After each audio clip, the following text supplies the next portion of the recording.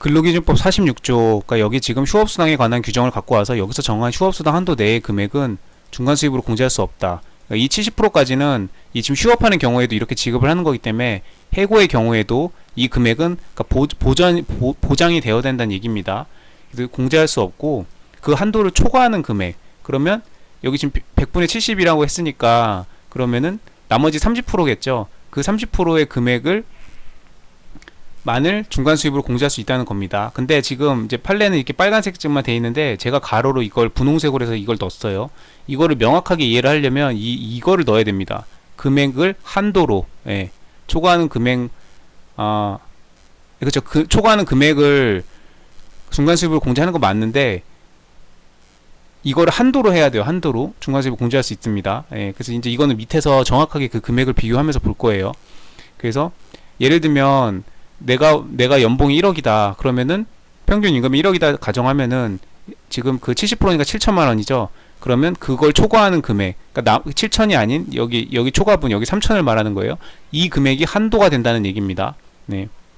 이 금액을 한도로 공제할 수 있다. 그러면 이 한도 3천만 원을 넘는 여기 70%에 해당하는 이 7천만 원 이쪽 구간에 해당하는 금액에 대해서는 중간 수입으로 공제할 수 없다는 얘기죠. 건드리지 말라는 얘기입니다. 자, 그럼 지금 이 600만 원이 지금 그게 어떻게 되는지를 봐야겠죠. 자, 위 법리에 따르면 해고기간직 임금 중에 이렇게 해서 공제할 수 있다. 그래서 이거 휴업수당 한도 내에서 이렇게 해야 되는데 지금 핵심 포인트는 지금 이 46조 1항 이 규정이 갖고 와가지고 이 한도를 초과하는 금액만을 중간 수입으로 공제할 수 있다는 점. 이걸 모르면 이제 답이 완전히 이제 뭐 산으로 가겠죠.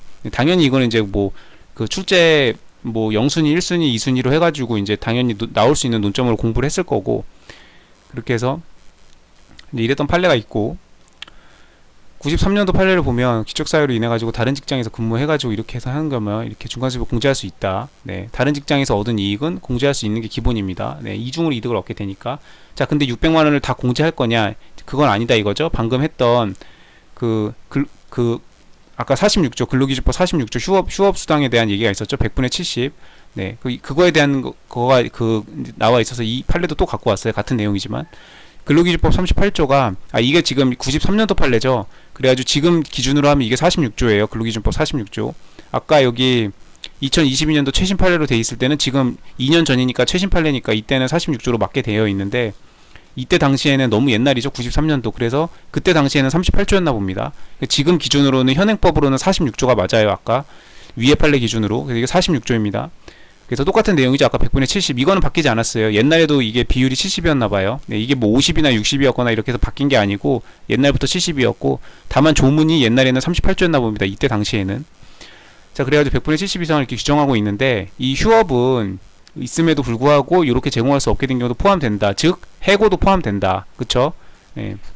제공할 의사가 있음에도 불구하고 거기서 해고를 시키는 바람에 너 내일부터 출근하지 마, 너 해고야, 이래가지고 근로 제공할 게 없게 된 거예요. 그럼 이때도 이걸 같이 준용하거나 유추 적용하겠다 이거죠. 그렇게 해서 그러면 이 중간 수입 공제를 이거를 600을 어떻게 할지 계산을 할 때 지금 46조 휴업수당 이 70%를 이거를 참작을 할 것이다. 그럼 어떻게 참작을 할 거냐? 이 중간 수입으로 공제할 수 없다. 이거는 왜냐면 근로기준법에서 이렇게 보장을 하고 있으니까 이거는 건드리지 마. 그러면은 이거를 초과하는 금액을 이거를 중간 수입으로 공제해라는 거죠.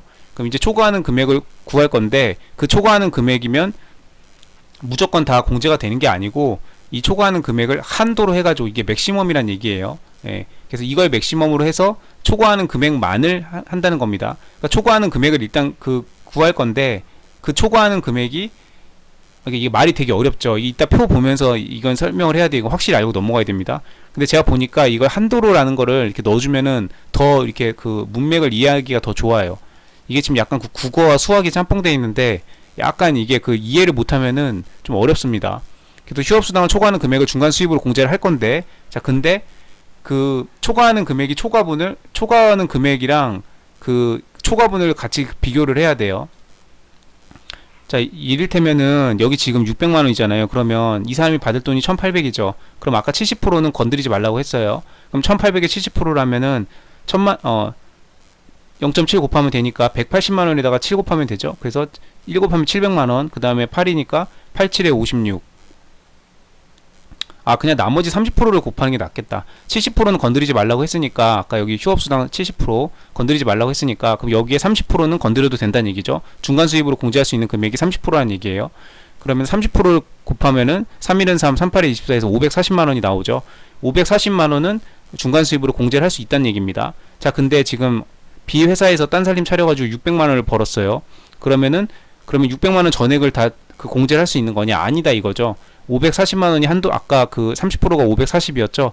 540만 원을 한도로 해서 이걸 한도로 해가지고 만약에 540만 원보다 적게 임금을 받았더라면 예를 들면 300만 원만 받을 수 있잖아요. 그렇게 됐으면은 540을 공제하는 게 아니고 실제로 받은 금액 이 300만 원을 공제해야겠죠. 근데 이 금액이 점점 이렇게 높아져서 만약에 540만 원을 초과하게 되면 여기 이 금액의 30%인 540을 초과하게 되면 그때는 이 전액을 다 공제하는 게 아니고 이 540만 원을 한도로 맥시멈은 540만 원만 30% 금액만 공제를 할 수 있다는 얘기입니다. 그러니까 중간 수익 공제를 무작정 할 수 있다는 게 아니에요. 그래서 이 다른 회사에서 임금을 받은 게 이 초과 수입 부수입이 이게 얼마냐에 따라서 이게 30% 금액을 초과하냐 안 초과하느냐에 따라서 중간 수익 공제 금액이 달라진다라는 거. 그래서 이걸 한도로 요 단어를 꼭 넣어준 게 포인트다. 이렇게 하면 이해를 더 명확하게 할 수 있다. 이 틀렸다기라기보다 금액만을 공제해야 된다. 이렇게 해서 초과하는 금액을 공제할 경우에도 중간 수입이 발생한 기간이 임금 지급의 대상이 되는 기간과 시기적으로 대응해야 된다. 아까 그 처음에 얘기했던 그 판례가 91년도 판례입니다. 요것도 내용이 기억이 나면은 써주면 좋겠죠. 그러니까 이 해고된 기간 동안 다른 회사에서 이렇게 했어야 이게 지금 대응이 되는 거죠. 그래서 중간 수입을 공제할지 말지 이 논의가 성립하기 위해서는 기본적으로 이 해고 기간 동안 같은 해고 기간 동안 A 회사에서는 근로를 제공을 못 받았지만 돈을 받게 되고 그 똑같은 기간 동안 B 회사에 가서 딴 살림 차려서 돈을 추가적으로 번 거니까 이거를 어떻게 할지 이 논의의 성립의 전제가 되는 거는 이 기간이 시기적으로 대응해야 된다라는 거.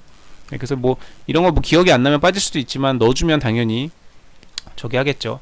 자, 그러면 이제 그 중간 수익 금액을 정확히 구하는 방법을 아까 뭐 한도로 초과분을 한도로 해가지고 뭐 한다고 했죠. 자, 정확하게 알아볼게요. 자, 중간 수익 공제액은 중간 수입이 이 중간 수입이 딴 데 가서 번 돈을 말하는 겁니다. 딴 살림 차려서 600만 원이죠, 지금. 이 중간 수입이 600만 원이 휴업수당 초과분을 초과하느냐에 따라 달라집니다. 이게 키포인트예요. 휴업수당 초과분을 초과하느냐. 이게 뭔 말이야? 이렇게 쉽죠. 휴업수당 초과분. 자, 휴업수당 초과분은 지금 3천이에요. 지금 아까 여기 1800이라고 했잖아요. 지금 이거는 1억 기준으로 한 거고, 지금 여기 1800에서는 지금 그 30%니까 540만원이죠. 540만원. 38에서 540만원. 그 다음에 1800에서 540만원을 빼면 1260만원. 맞죠? 1260만원, 540만원 더하면 1800 되죠. 그쵸? 70%가 1260이고, 30%가 540만원이에요. 이 30%, 휴업수당 초과분이 540만원이니까 이거를 초과하느냐에 따라 달라진다. 중간수입 600만원이 휴업수당 초과분 540만원을 초과하느냐에 따라 달라집니다. 자, 그러면 계산을 쉽게 하기 위해서 지금 600만원, 540만원 그러면 번잡하니까 자, 임금 상당의 기준 1억으로 이렇게 해서 그 논리를 명확히 이해하면 이제 금액은 계산만 하면 되니까. 자, 임금 상당액이 1억입니다. 자, 임금 상당히 1억인데 지금 여기는 1800이죠. 이 사람이 받을 돈은 해고 기간 동안. 근데 이제 이 사람이 조금 고급 노동자여가지고 해고 기간 동안 받을 평균 임금 총액이 1억이라고 봅시다. 계산하기 편하게. 자, 그러면 아까 70%는 보장이 돼야 된다고 그랬죠. 46조.